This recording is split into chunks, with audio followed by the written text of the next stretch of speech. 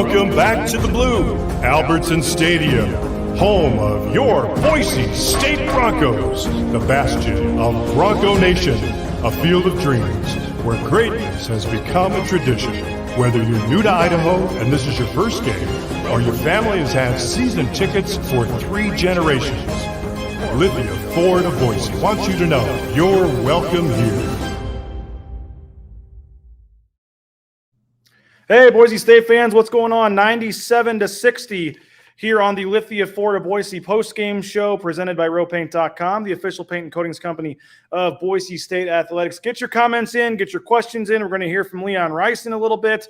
A lot to break down. Boise State, 3 wins in a row, and they're starting to get things going here. So get your comments in, get your questions in. What'd you think of tonight's game? Is this team on a roll? Was this just a bad team and they did what they needed to do? Or are you starting to buy back in now? That's 3 wins in a row, as I said, and really 4 games that they've played well. The St. Louis game, Leon Rice even said tonight, they basically won the game. They just missed some free throws. But you put Tyson Degenhardt in that starting lineup, and all of a sudden it looks like a different team. So we'll take your questions. We'll take your comments. We can put them on the screen here. So get them in now. What'd you think of this game? What do you think of this team moving forward here on the Lithia Ford of Boise postgame show? Appreciate Lithia Ford and their sponsorship of us as we break this game down. Again, Abu Kijab, 32 points. He missed a career high by 1 point.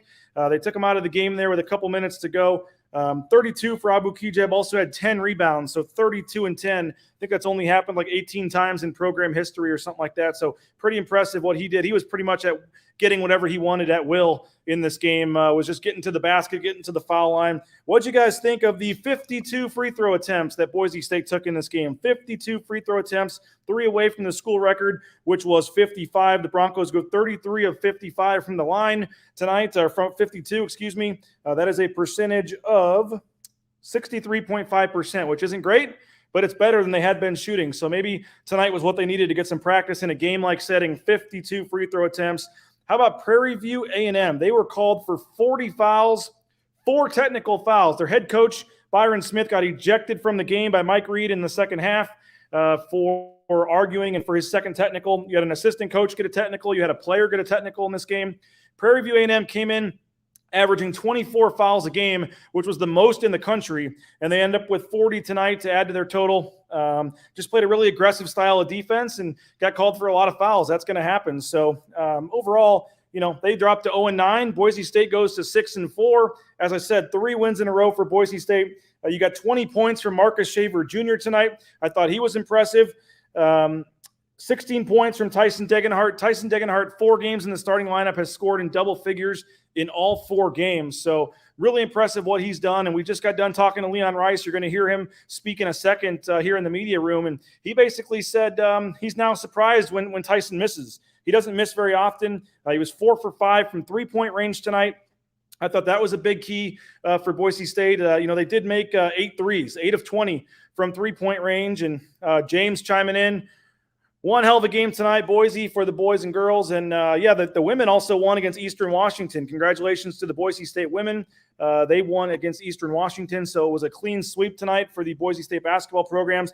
The men's team has a huge game coming up against Santa Clara on Tuesday. Wasn't much of a crowd tonight. They announced it at over 6,000, 6,600, I think, but it was probably only 3,500 maybe 3,500 in there. Wasn't much of a crowd tonight. And I get it. It's a Friday night, a lot of holiday Christmas parties, got finals coming up. The team they're playing is 0-8.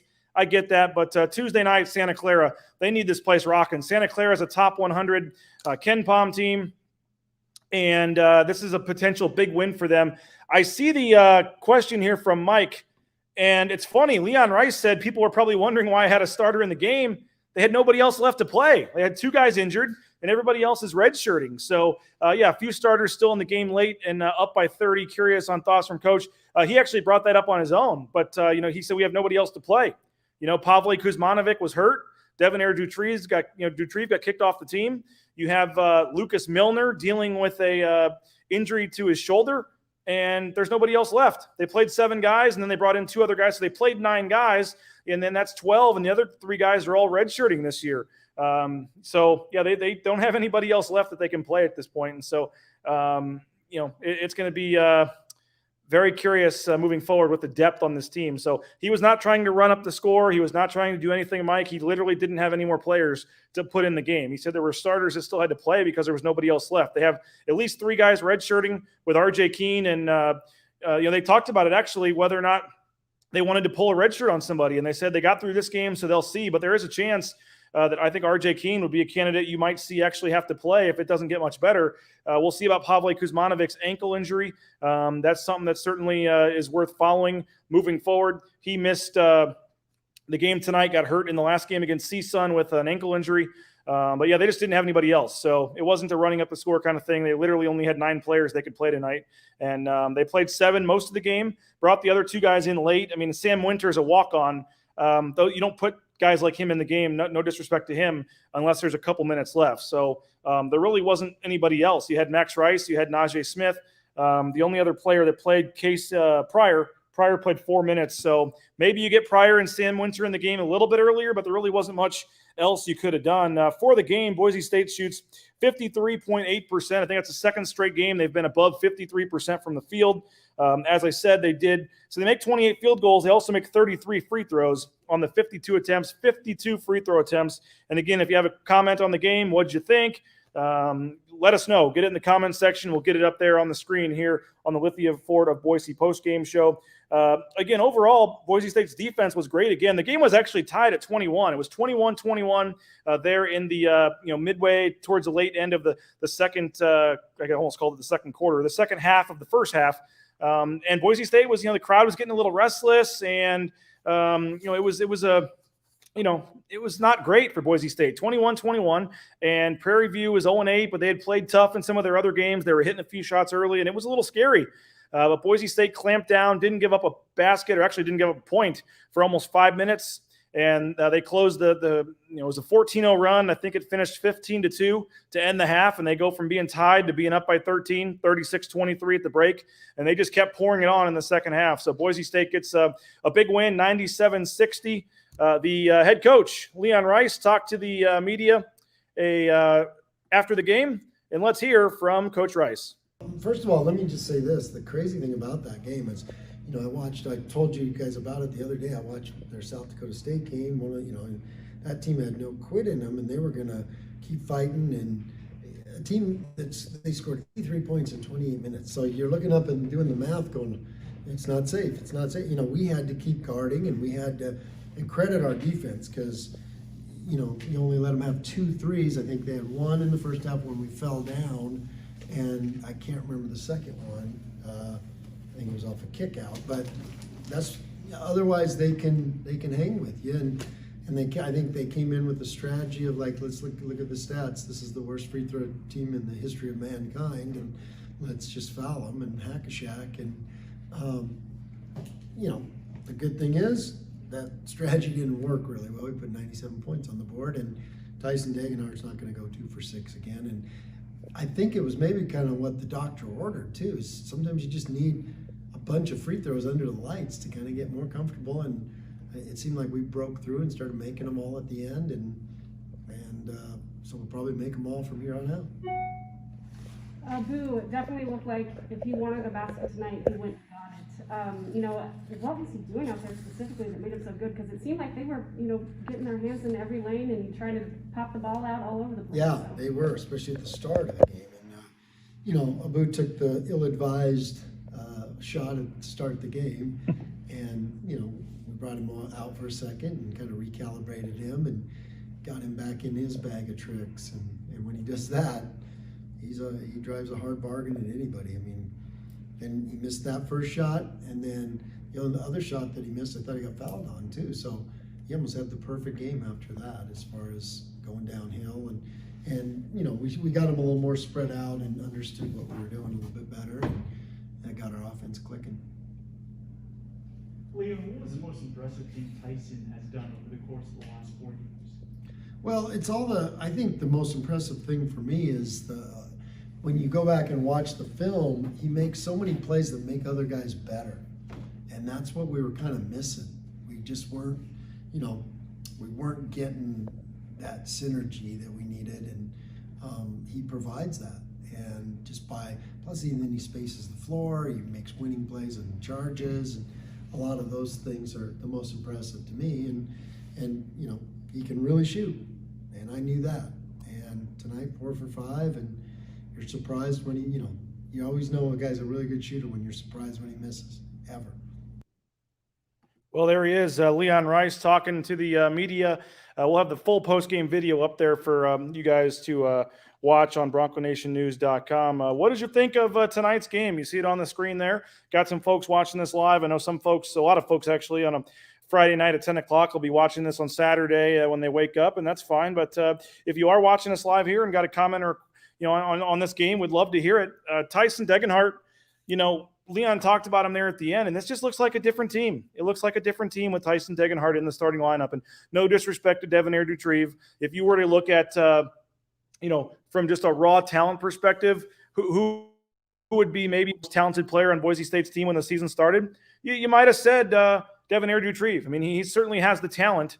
But for what this team needed, Tyson Degenhart has been a perfect fit. He has been exactly what this team needed. When you look at just some of the things that he can do and what he provides, and the rebounding and the defense and the size and the outside shooting, he's the total package. And he's only a freshman. And just to think about having Tyson Degenhart in a Boise State uniform for 3 more years after this, it's pretty scary to think about. It's pretty crazy to think about Tyson Degenhart as a senior right now when you think about what he's doing as a freshman. But when you think about what he's doing as a freshman right now, he's been huge. He has been unbelievable for this team. And again, taking nothing away from Devonair Dutrieve, but what you're getting from Tyson Degenhart is better.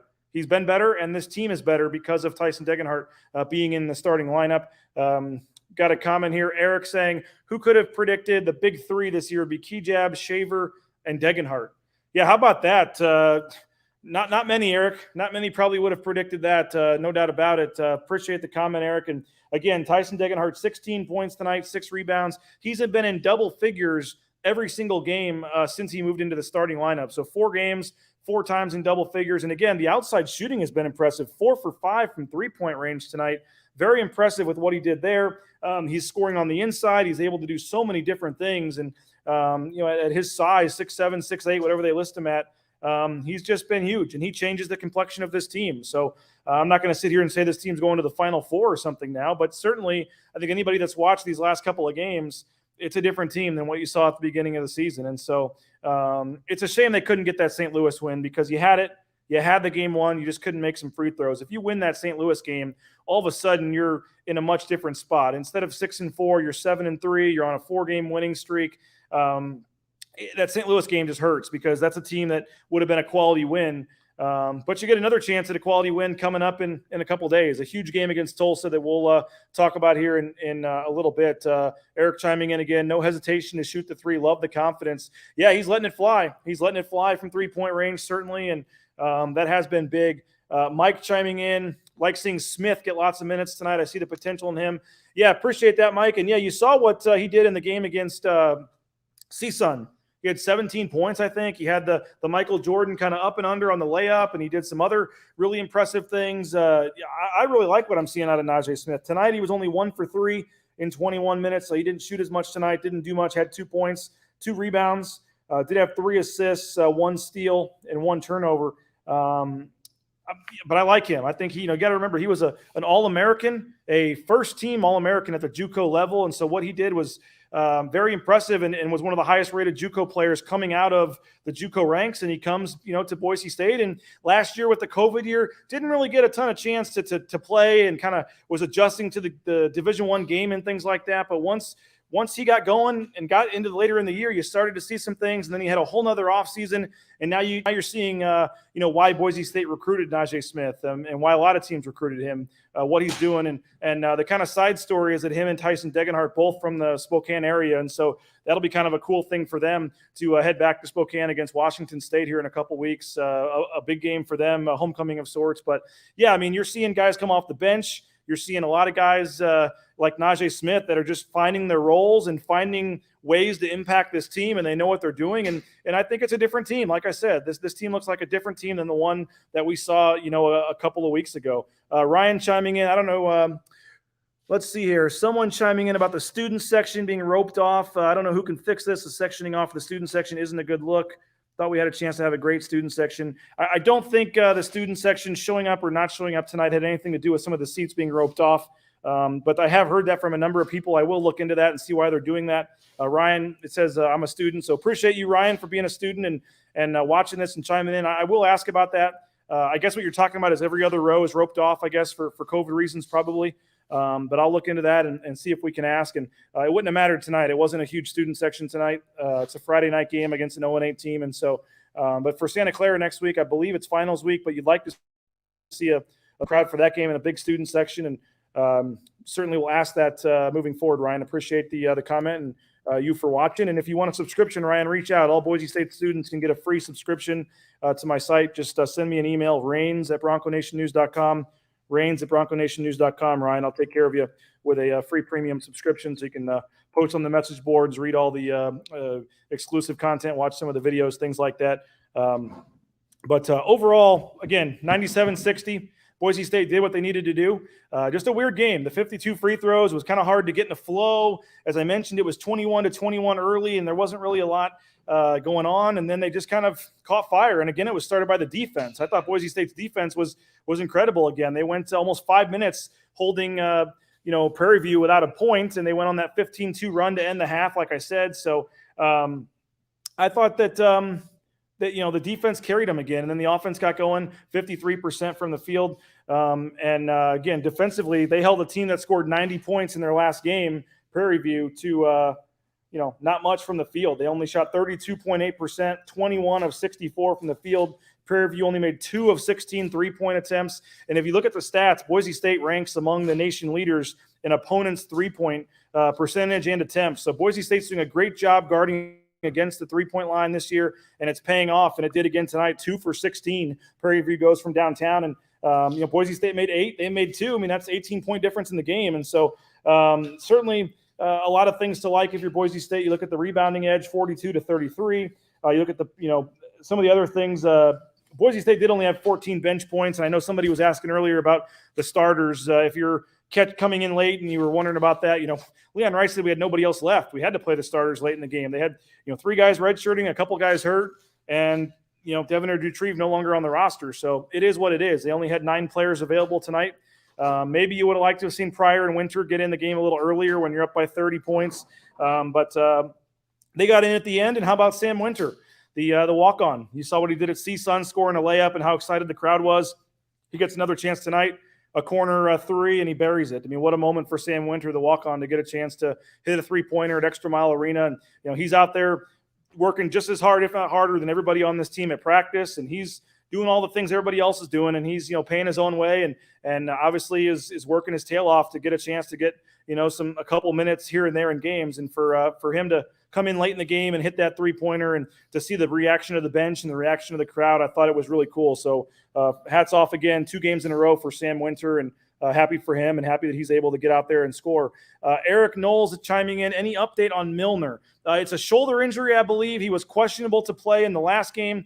He didn't play tonight. Again, didn't need him, but don't think he was available either. So we'll have to see with Milner. He's a guy that provides some size as the backup center. Obviously, the bench is short already, and when you don't have your backup center, that certainly can change things. So hoping for his sake that it's not a serious injury and he's able to get back out there shortly. But that's certainly something that is concerning, I guess, moving forward, to not have Milner, and that was one of the reasons why the bench was so short today. Ryan chiming back in. Don't see another Power 5 school doing it. Would love the student section being popping for conference play, and I sent you an email about a subscription. Okay, Ryan, hopefully I responded. If not, I will get to it shortly. Mike chiming in as well. Weird to see it every other roped off. Doesn't make much sense considering the rest of the arena. Would like to see more students consistently, though. You had big student crowds earlier in the season, and then again tonight it kind of tailed off. But again, I think it was the opponent. I think it was a Friday night, and if you're a Boise State student, it's kind of hard to get excited about a game against against an 0-8 Prairie View team. Let's just be honest. So I'm not going to really rip the students for this one. It wasn't a very good crowd. Again, they announced like 6,600, but it was only probably 3,000, maybe 3,500. I mean, there was not a huge crowd here tonight. So again, Boise State wins it 97-60 as we were here on the Lithia 4 to Boise post-game show. And we got folks watching this, so we can keep it going. If you want to talk Boise State basketball as long as you want here on a Friday night, as Boise State, again, 3 wins in a row. And not only that, it's really 4 games in a row. As I said earlier, they've played well in because they missed some free throws. They should have won the St. Louis game. So all of a sudden, you're talking about a 4-game stretch here where they're playing much better. And you can start to see it. And again, I know it was CSUN and it was Prairie View. It's 2 not very good teams, and I get that. And I'm not trying to say they're going to be cutting down the nets wherever the Final Four is this year. But if you're a fan and you're trying to be optimistic and trying to get excited about this team, you've seen some things in the last couple of games which would make you be encouraged, or you should be. I mean, if I was a fan, I'd like what I'm seeing these last couple of games. I mean, that's 3 wins in a row. You're now 6-4, and they got a chance to go on a little bit of a run here. The Santa Clara game is huge for them. If they can win the Santa Clara game at home, that's a top 100 Ken Pom win. That's going to help them. And then obviously after that, you have Montana Tech on Sunday, I believe, next week after finals. That's going to be a win. And then the big one to finish up non-conference play is obviously Washington State. I think that if they can win these couple of games and get some momentum going into conference play, there's no team in the Mountain West that is unbeatable. Is Colorado State good? Yes. Is San Diego State good? Nevada? There's some quality teams, but I don't think there's a team this year where you look at them and say they have no chance to beat them. There's no top 5 San Diego State. There's no, Nevada with the Twins where they're unbeatable. There's just not one of those teams this year. So I think if you're Boise State, you start to get on a roll here and you take your chances in conference play. And if you're the regular season champion in the Mountain West, you're getting in the NCAA tournament. So I think that there's still a lot to play for Boise State. You'd like to have the Bakersfield game back. That certainly hurts. You'd like to have the St. Louis game back. That certainly hurts. But overall, there is a lot to like right now about this basketball team. Mike chiming in again, watching the game tonight had me thinking about how smart it was scheduling this for the free throw practice. Yeah, as I said earlier, if you're coming in late, Prairie View leading in fouls. They came into this game with 192 fouls in 8 games, 24 fouls a game average, the most in the country. Now, again, they're playing all road games, so the road team usually gets called for more fouls, especially when you're the Prairie View and you're playing the Michigan or the Oklahoma State. I get it, but they do play this pressure defense, and they were getting up on guys. And I think that it was. I didn't see a ton of fouls where they were like bad calls. That's how they play. They foul a lot. They had a couple guys foul out. 4 technical fouls. I'm not sure I've ever seen that. 4 technical fouls on one team. The head coach, Byron Smith, I believe, gets ejected. An assistant coach got a technical foul. You had a player get a technical foul, all called by the same official, by the way. Mike Reed, the referee, wasn't having any of it tonight. No nonsense tonight from Mike Reed, and he gave the coach the heave-ho, and I think the coach even said thanks. I mean, the coach had seen enough, didn't want to see any more of the game, and it looked like he said thanks as he was after the second technicals, he was walking off. So maybe he wanted to get that and not have to watch the final few minutes of the game, get a head start on the showers. But it is what it is. Prairie View drops to 0-9. They still have to play a couple games on the road before they finally get their first home game right around New Year's. So you feel for those kids that are kind of mercenaries almost for the athletic department to make money, where they're just playing all these paycheck road games to make money. And that's just their model for their school, and that's what they have to do to make money. And so they earned, I think, $65,000 around there, $60,000 or $70,000, somewhere in that range for this game tonight. So they came, they fouled. They had 40 fouls, 4 technicals. They gave up 52 free throws. They lost by 37. But they took home a $60,000 or $70,000 check that their athletic department badly needs. So, the free throws were a big deal. And, again, they shot 52, and they got 33.